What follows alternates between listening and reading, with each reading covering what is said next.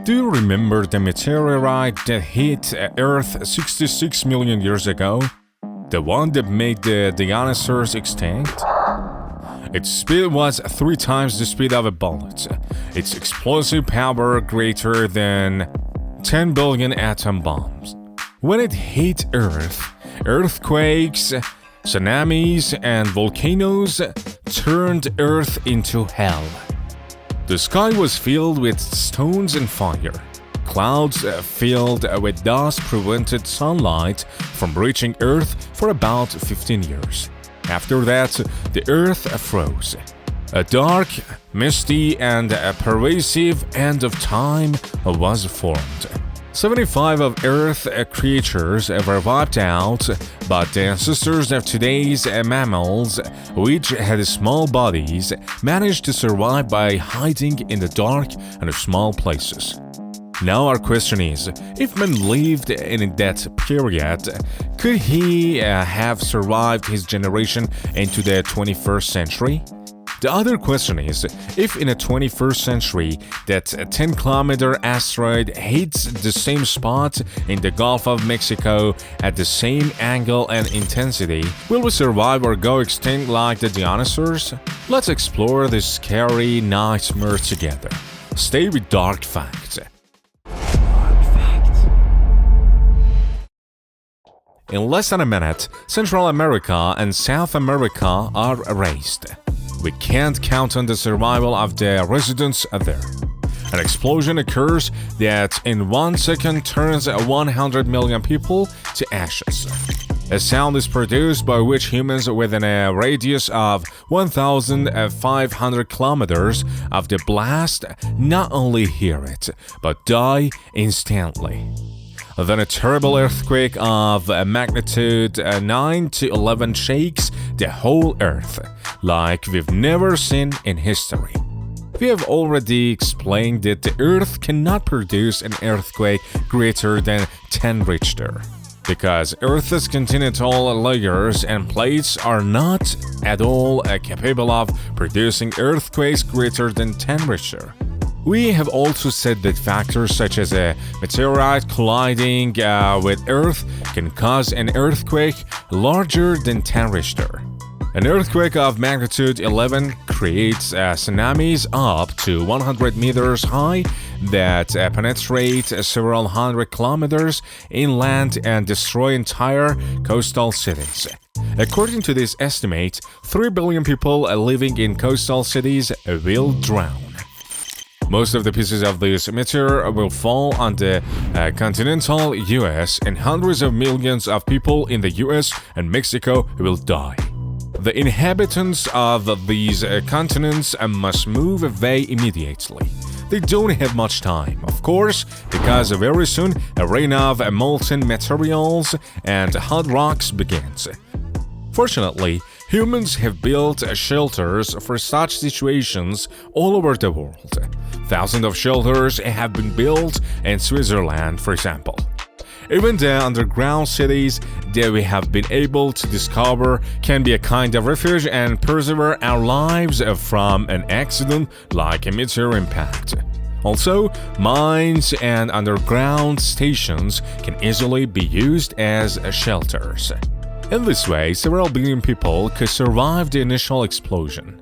But after a few months, even if earthquakes don't destroy these shelters, dust and acid rain can infiltrate these shelters. So, you have to think about the future. But in the world, there are also high-tech heavens built by the powerful governments and wealthy individuals. These shelters can house humans for a long time. Of course, they have a limited capacity. For example, there is a shelter in Pennsylvania which is said to have water storage and enough space for thousands of people to live. But we don't know exactly what that is possible. We do not know whether other countries have built such shelters or are thinking of building them. In any case, it can be said that for a short period of time, some governments can ultimately save a few thousand lives, but that is not the whole thing. Maybe a few thousand people can survive the damaging effects of the first few months. But what happens after that? Dust causes a famine. The food is over. Acid rain contaminates healthy water. Hunger is the main killer of humans and can kill billions of people. In these tough circumstances, of course, there are ways to survive. For example, mushrooms can be grown in shelters that also grow without sunlight. Food can be rationed and farmed. Greenhouse farming, of course. But enduring these harsh conditions, we can survive for years. The population of Earth, of course, is no longer 8 billion. And after the effects of these last days are gone, let's make up for the population again. But if we already know that this is going to happen, what can we do? In 2022, NASA launched a satellite into a small meteorite at a distance of 11 million kilometers from Earth. The mission was called DART. In the end, NASA managed to change the trajectory of this meteor.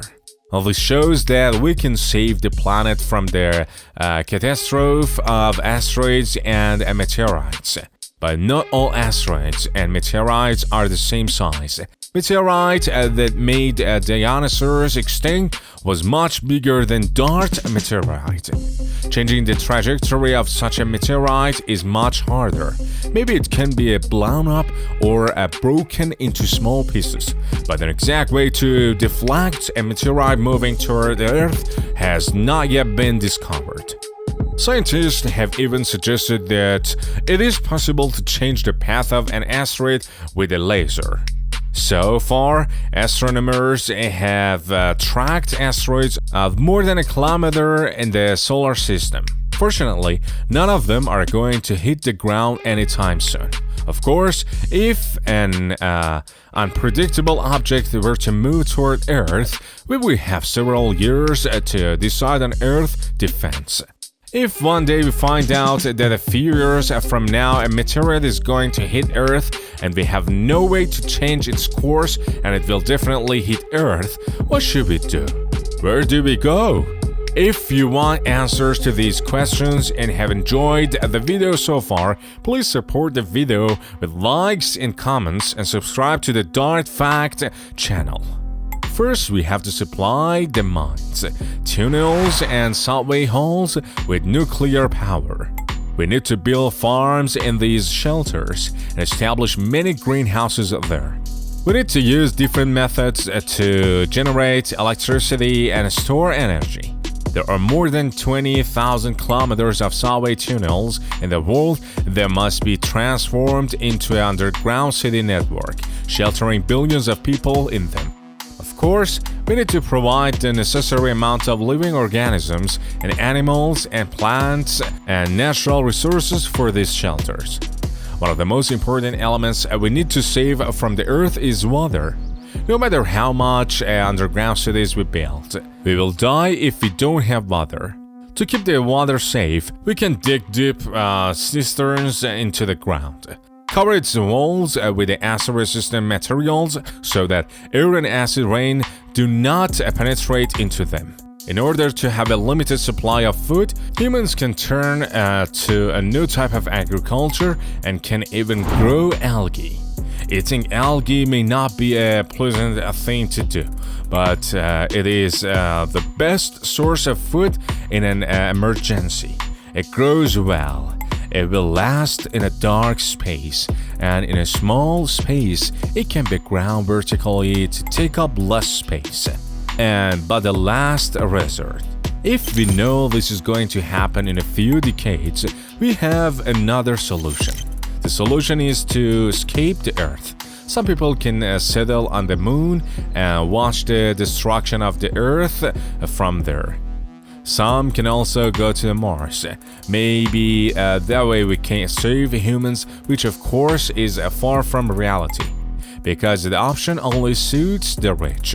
Billions of ordinary humans will have to survive on Earth by previous methods, and maybe a few trillionaires will go to the moon and watch the common humans fight on Earth.